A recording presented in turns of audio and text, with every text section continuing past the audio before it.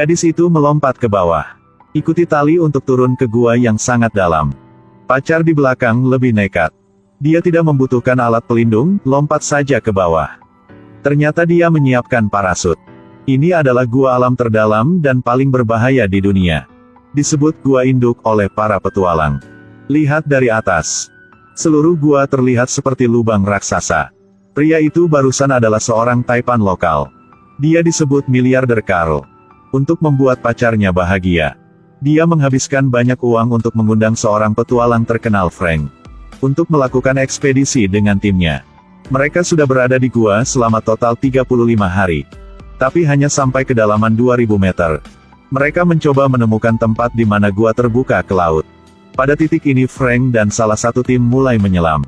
Mereka mencapai mulut gua yang agak sempit. Jika ingin menyelam, mereka harus menggunakan tangki oksigen. Tetapi ketika pintu masuk, rekan satu tim wanita itu terjebak. Untungnya Frank membantunya keluar dari bahaya tepat waktu.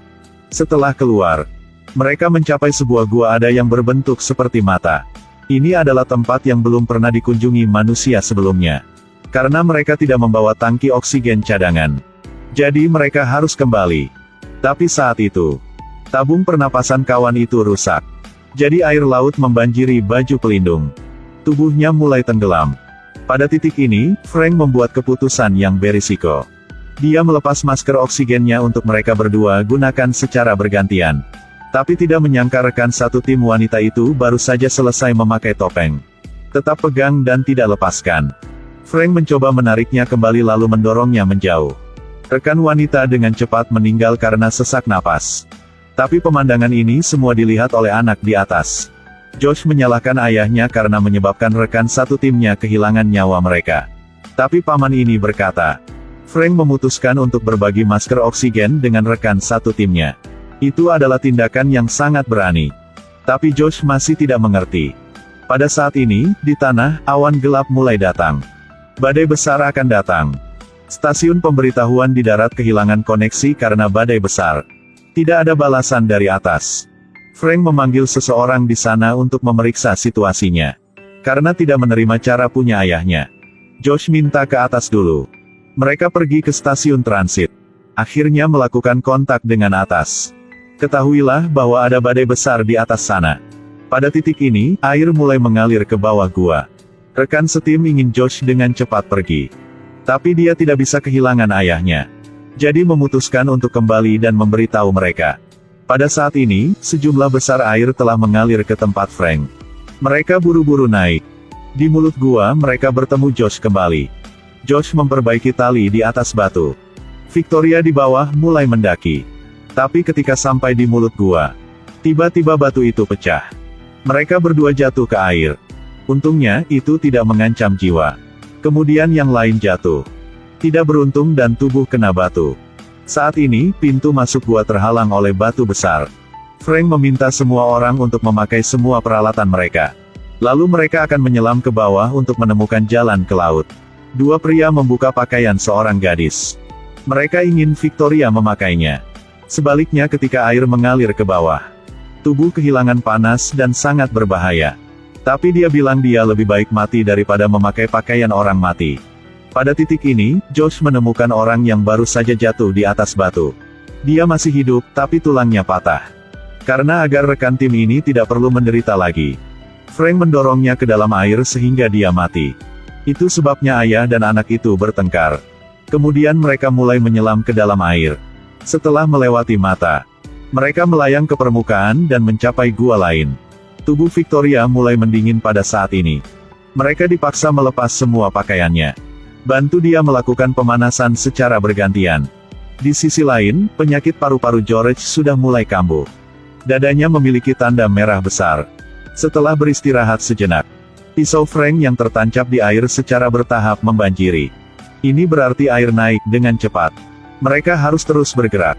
Tidak terlalu jauh, penyakit paru-paru George semakin parah. Mulut dia batu keluar darah jadi dia tahu dia tidak akan hidup lebih lama lagi. Frank menyadari dia tidak bisa mengikuti. Harus kembali untuk mencari. Tapi hanya respirator yang terdeteksi. Dan sebuah tulisan di dinding. George ada di sini. Frank berteriak keras. Tapi tidak ada balasan. Dia sebenarnya bersembunyi di sudut. Karena dia tidak ingin membebani semua orang. Dia memilih untuk diam-diam menunggu untuk mati. 4 orang terus bergerak ke lubang air yang dalam.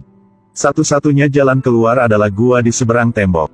Josh mengumpulkan keberanian untuk memanjat untuk mengaitkan tali. Dia mencoba untuk tetap tenang. Bergerak selangkah demi selangkah. Akhirnya dia menghela nafas. Lalu lompat untuk memegang batu. Kemudian gunakan yang terbaik. Sukses naik ke puncak. Kemudian giliran Victoria yang lulus. Tapi dia terpeleset dan jatuh. Rambutnya tersangkut di kawat. Dia berteriak kesakitan. Kulit juga mengelupas tambalan. Dia mengambil gunting untuk memotong rambutnya. Tapi Frank menyuruhnya untuk tidak menggunakan pisau atau dia akan memotong talinya. Tapi dia tidak bisa menahan rasa sakit lagi. Masih memutuskan untuk mengguntingnya. Pacarnya mati.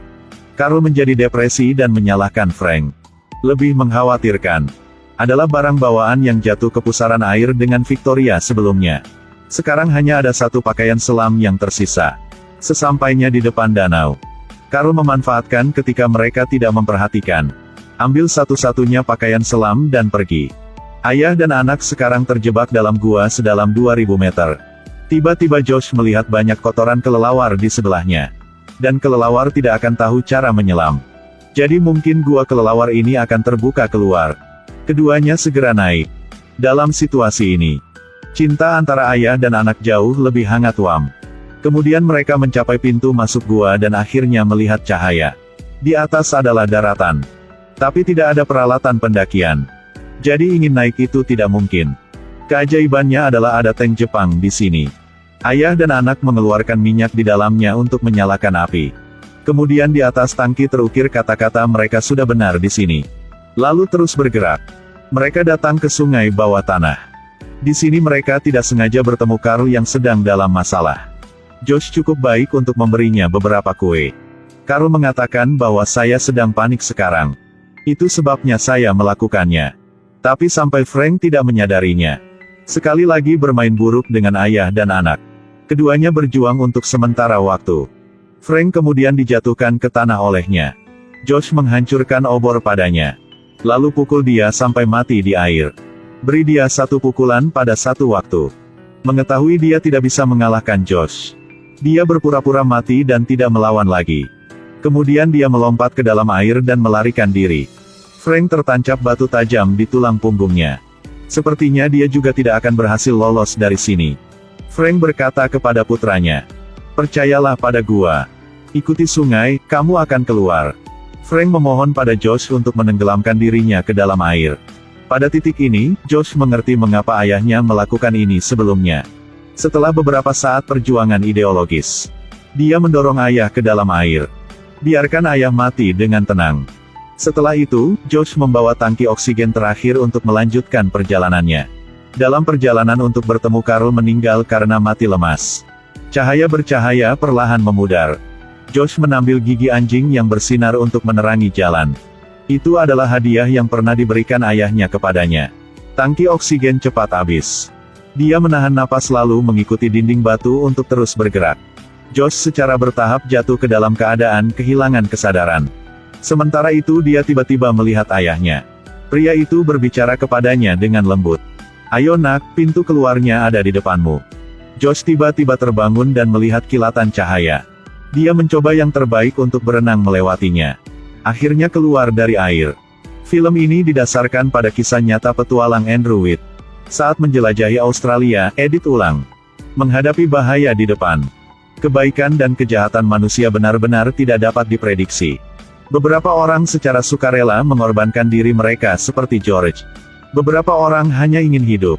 Yang rela membunuh rekan satu timnya seperti Carl. Dalam situasi seperti itu, adakah yang tahu apa pilihannya nanti? Hanya bisa mengatakan saja pada semua orang bahwa sebaiknya jangan pergi ke tempat berbahaya seperti ini.